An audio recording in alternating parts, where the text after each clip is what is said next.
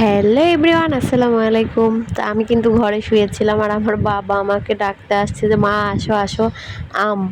তা আমি ভাবছি যে হয়তো আম আনছে ওর দাদা গাছ থেকে, এই কারণে ডাকছে। এখন আমাকে নিয়ে আসলো এই পাশে, এসে দেখি যে কাঁঠাল পড়ে এরকম অবস্থা হয়েছে, এই কারণেই আমাকে সে ডাকছে।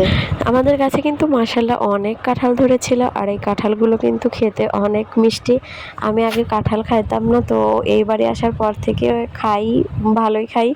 গাছে এখন আর অল্প কয়েকটা কাঁঠাল আছে, তো আমাদের মুস্তাকিম বাবু আমাকে সেটাই দেখাচ্ছিল যে আরও বারবার বলছিল যে আম, কাঁঠাল বলতে পারে না এই কারণে বারবার বলছিল আম।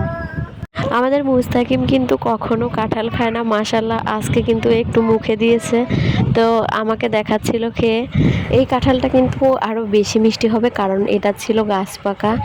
উপরে ময়লা লাগছিল, ভাবতে পারেন যে হয়তো ভিতরেও ময়লা আছে, না কাঁঠালটার ভিতরে একটুও ময়লা নেই।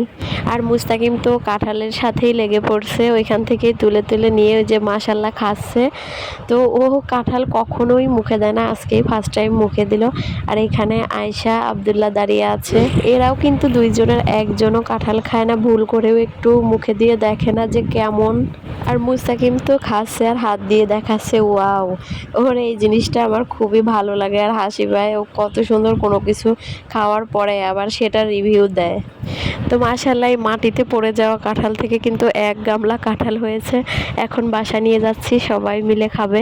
আজকের ভিডিওটা এই পর্যন্তই। সবাই ভালো থাকবেন, সুস্থ থাকবেন, আর আমাদের জন্য বেশি বেশি দোয়া করবেন। আমার পেজটাতে সবাই লাইক, কমেন্ট এবং সাবস্ক্রাইব করবেন। আল্লাহ হাফেজ।